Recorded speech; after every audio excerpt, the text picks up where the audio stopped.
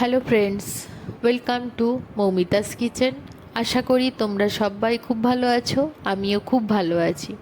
আবারও চলে এসেছি আরেকটি নতুন রেসিপির সাথে। আজকের রেসিপি সয়াবিন কারি। এই সয়াবিন কারিটা রুটি বা পরোটার সাথে খেতে কিন্তু দুর্দান্ত লাগে। তো চলো বেশি কথা না বাড়িয়ে রেসিপির দিকে এগোনো যাক। সয়াবিন কারির এই রেসিপিটা ফলো করে তোমরা একবার ট্রাই করো, দেখবে সয়াবিনগুলো থাকবে একদম নরম তুলতুলে। তো চলো, প্রথমেই আমি নিয়েছি পেঁয়াজ। একটা মিডিয়াম সাইজের পেঁয়াজ নিয়েছি, একটা মিডিয়াম সাইজের টমেটো নিয়েছি, 10-12 কোয়া রসুন নিয়েছি, 2 ইঞ্চি মতো আদা নিয়েছি, কুচি করে নিয়েছি, আর কাঁচা লঙ্কা নিয়েছি 3 থেকে 4টে। সব কটা উপকরণই খুব ভালোভাবে পরিষ্কার করে ধুয়ে কেটে আমি রেখে দিয়েছি।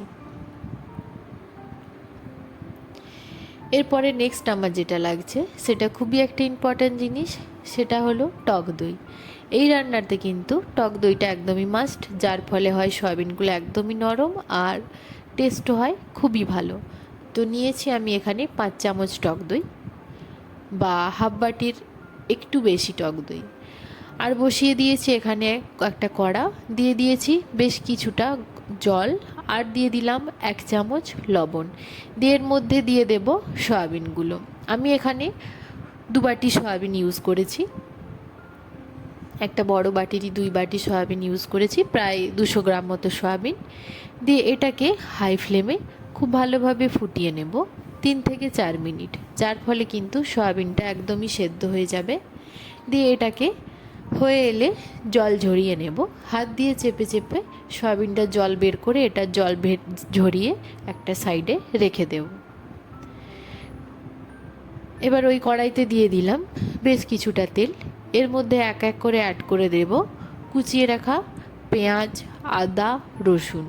আদা রসুনটাকে আগে দিয়ে একটু লালচে করে ভেজে নেব, হালকা একটু ফ্রাই করে এর মধ্যে দিয়ে দেব কাঁচা লঙ্কাটা, আর দিয়ে দেব কুচিয়ে রাখা টমেটোটা। সব কটা উপকরণ খুব ভালোভাবে ভেজে নিয়ে তুলে নেব একটা পাত্রে, এবং এটার একটা পেস্ট বানিয়ে রেখে দেব।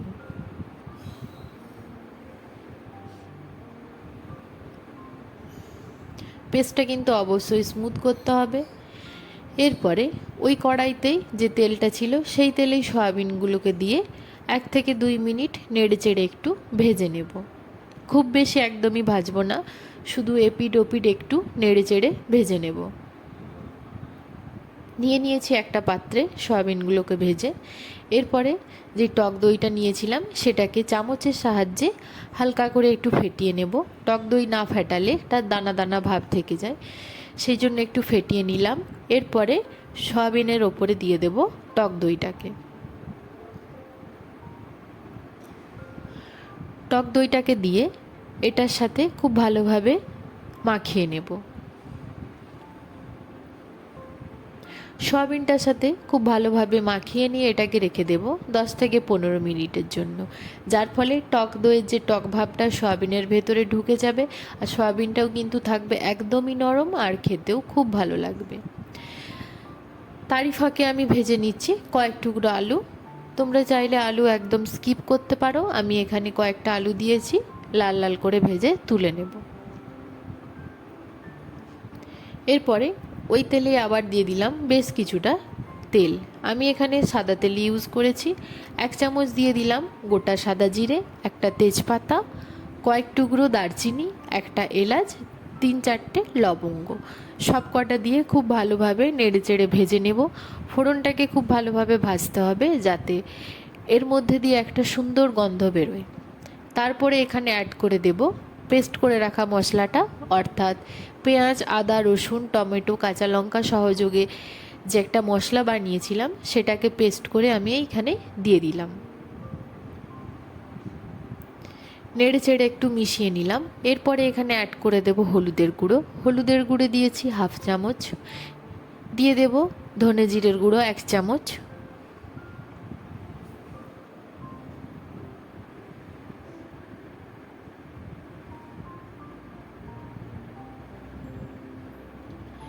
দিয়ে একটু নেড়ে চেড়ে আবারও মিশিয়ে নেব। মশলাটা যখন কষাবে অবশ্যই কিন্তু লো ফ্লেমে রাখবে, যাতে মশলাটা কোনোভাবে তলায় ধরে না যায়। এরপরে দিয়ে দিলাম হাফ চামচ মতো লঙ্কা গুঁড়ো। লঙ্কাটা অবশ্যই তোমরা তোমাদের স্বাদ মতো ইউজ করো, কম বেশি করে। দিয়ে মশলাটাকে কিন্তু লো ফ্লেমে রেখেই খুব ভালোভাবে কষিয়ে নেব। ততক্ষণ অবধি কষাবো যতক্ষণ না মশলার গায়ে থেকে সাইড থেকে তেল ছেড়ে আসছে।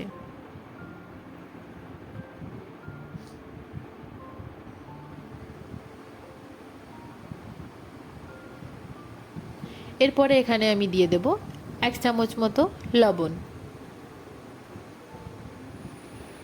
লবণটা অ্যাড করে আবারও খুব ভালোভাবে নেড়েচেড়ে মিশিয়ে নেব। মশলাটা কিন্তু কষানো হয়ে এসেছে। এরপরে আমি এখানে অ্যাড করে দেব ম্যারিনেট করে রাখা সয়াবিনটা। টক দই দিয়ে যে ম্যারিনেট করে রেখেছিলাম সয়াবিনটা, সেই সয়াবিনটা এবারে এর মধ্যে ঢেলে দেব।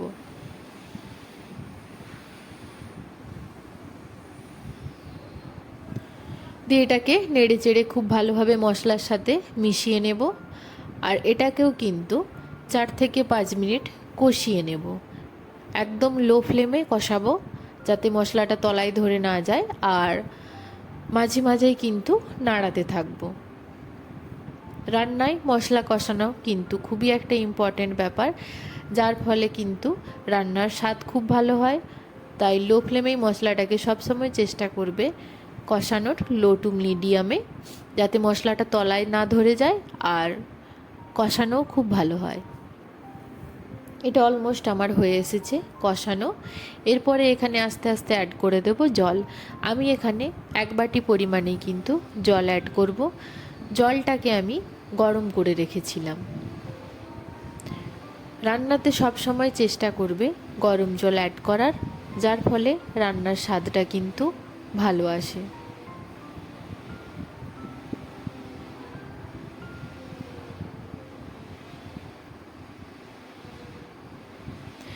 জলটা অ্যাড করে নেওয়ার পরে কিন্তু আঁচটাকে বাড়িয়ে দেব, অর্থাৎ হাই ফ্লেমে করে দেব। হাই ফ্লেমে এটাকে 4 থেকে 5 মিনিট খুব ভালোভাবে ফুটিয়ে নেব।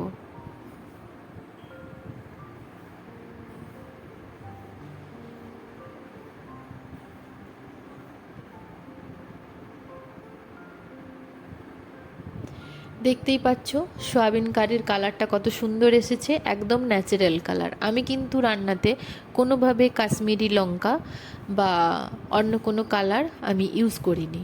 একদম ন্যাচারাল কালারই এসেছে, আর কালারটা কত সুন্দর হয়েছে।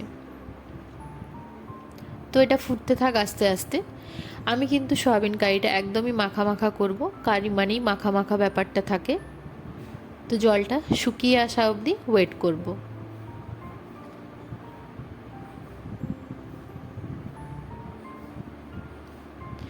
জলটা শুকিয়েও এসেছে, আবার একটু নেড়ে চেড়ে নিলাম।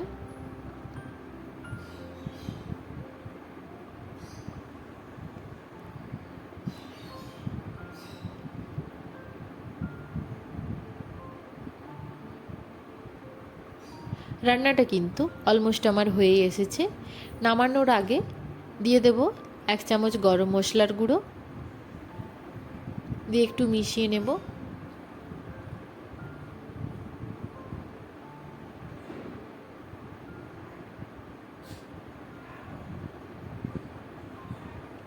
আর দিয়ে দেব 1 চামচ ঘি। ঘিটা দেওয়ার ফলে কিন্তু স্বাদটা খুব ভালো আসবে আর সুন্দর একটা গন্ধও আসবে।